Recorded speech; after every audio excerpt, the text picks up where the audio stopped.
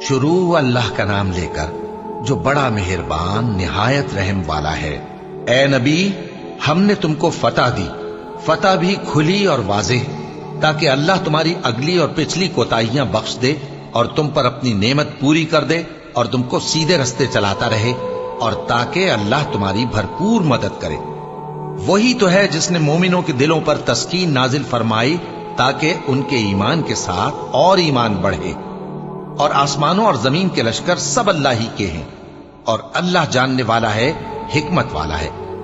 یہ اس لیے کہ وہ مومن مردوں اور مومن عورتوں کو بہشتوں میں جن کے نیچے نہریں بہ رہی ہیں داخل کرے، وہ اس میں ہمیشہ رہیں گے، اور تاکہ ان سے ان کے گناہوں کو دور کر دے، اور یہ اللہ کے نزدیک بڑی کامیابی ہے۔ اور اس لیے کہ منافق مردوں اور منافق عورتوں اور مشرک مردوں اور مشرک عورتوں کو جو اللہ کے بارے میں برے برے خیال رکھتے ہیں عذاب دے، انہی پر برے حادثے واقع ہوں، اور اللہ ان پر غصے ہوا اور ان پر لعنت کی اور ان کے لیے دوزخ تیار کی، اور وہ بری جگہ ہے۔ اور آسمانوں اور زمین کے لشکر اللہ ہی کے ہیں، اور اللہ غالب ہے، حکمت والا ہے۔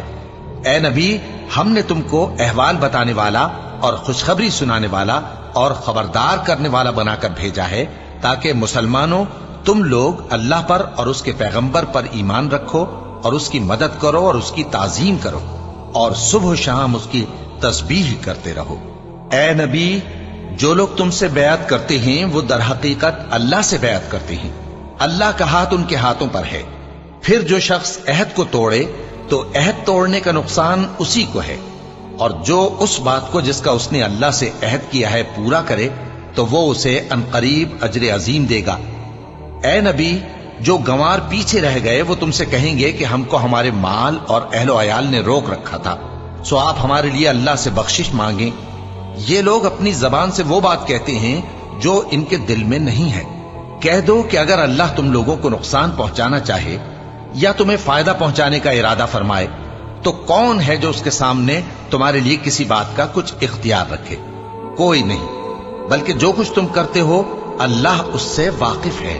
بات یہ ہے کہ تم لوگ یہ سمجھ بیٹھے تھے کہ پیغمبر اور مومن اپنے اہل و عیال میں کبھی لوٹ کر آنے ہی کے نہیں، اور یہی بات تمہارے دلوں کو اچھی معلوم ہوئی، اور اسی وجہ سے تم نے برے برے خیال کیے، اور آخر کار تم ہلاکت میں پڑ گئے۔ اور جو شخص اللہ پر اور اس کے پیغمبر پر ایمان نہ لائے تو ہم نے ایسے کافروں کے لیے آگ تیار کر رکھی ہے، اور آسمانوں اور زمین کی حکومت اللہ ہی کی ہے، وہ جسے چاہے بخشے اور جسے چاہے سزا دے، اور اللہ بخشنے والا ہے، مہربان ہے۔ جب تم لوگ مال غنیمت لینے چلو گے تو جو لوگ پیچھے رہ گئے تھے وہ کہیں گے ہمیں بھی اجازت دیجئے کہ آپ کے ساتھ چلیں۔ یہ چاہتے ہیں کہ اللہ کے قول کو بدل دیں۔ کہہ دو کہ تم ہرگز ہمارے ساتھ نہیں چل سکتے، اسی طرح اللہ نے پہلے سے فرما دیا ہے۔ پھر کہیں گے نہیں، تم تو ہم سے حسد کرتے ہو۔ بات یہ ہے کہ یہ لوگ سمجھتے ہی نہیں مگر بہت کم۔ اے نبی، جو گنوار پیچھے رہ گئے تھے ان سے کہہ دو کہ تم جلد ایک سخت جنگجو قوم کے ساتھ جنگ کے لیے بلائے جاؤ گے، ان سے تم یا تو جنگ کرتے رہو گے یا وہ ہار مان لیں گے۔ اگر تم حکم مانو گے تو اللہ تم کو اچھا بدلہ دے گا، اور اگر منہ پھیر لو گے جیسے پہلی دفعہ پھیرا تھا تو وہ تم کو بڑی تکلیف کی سزا دے گا۔ نہ تو اندھے پر سختی ہے سفر جنگ سے پیچھے رہ جانے میں، اور نہ لنگڑے پر اور نہ بیمار پر سختی ہے۔ اور جو شخص اللہ اور اس کے پیغمبر کے فرمان پر چلے گا اللہ اس کو بہشتوں میں داخل کرے گا جن کے نیچے نہریں بہ رہی ہیں، اور جو روح گردانی کرے گا وہ اسے دردناک عذاب دے گا۔ اے پیغمبر، جب مومن تم سے اس درخت کے نیچے بیعت کر رہے تھے تو اللہ ان سے خوش ہوا، اور جو صدق و خلوص ان کے دلوں میں تھا وہ اس نے معلوم کر لیا تو ان پر تسکین نازل فرمائی اور انہیں جلد فتح عنایت کی، اور بہت سی غنیمتیں وہ آئندہ بھی حاصل کریں گے، اور اللہ غالب ہے، حکمت والا ہے۔ اللہ نے تم سے بہت سی غنیمتوں کا وعدہ فرمایا ہے کہ تم ان کو حاصل کرو گے، پھر اس نے یہ غنیمت تمہیں جلدی سے دلوا دی اور لوگوں کے ہاتھ تم سے روک دیے۔ غرض یہ تھی کہ یہ مومنوں کے لیے اللہ کی قدرت کا نمونہ بن جائے اور وہ تم کو سیدھے رستے پر چلائے، اور کچھ اور غنیمتیں دے گا جن پر تم قدرت نہیں رکھتے، اور وہ اللہ ہی کی قدرت میں ہیں، اور اللہ ہر چیز پر قادر ہے۔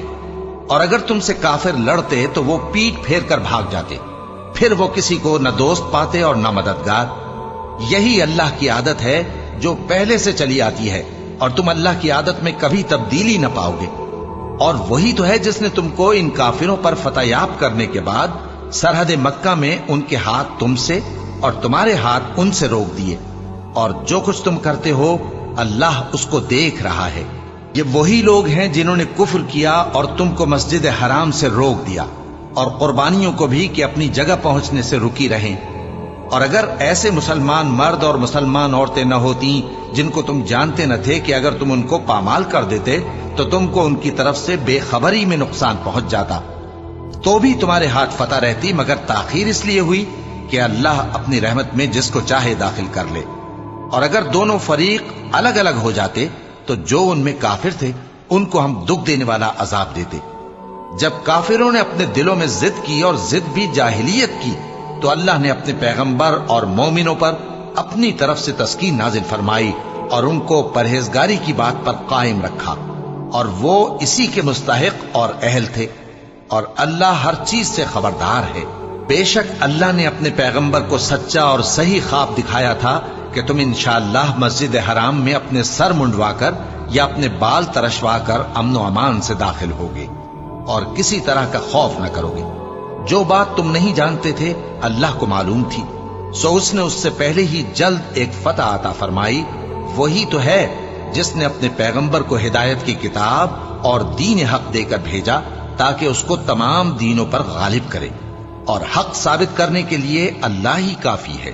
محمد صلی اللہ علیہ وآلہ وسلم اللہ کے پیغمبر ہیں، اور جو لوگ ان کے ساتھ ہیں وہ کافروں کے مقابلے میں تو سخت ہیں اور آپس میں رحم دل۔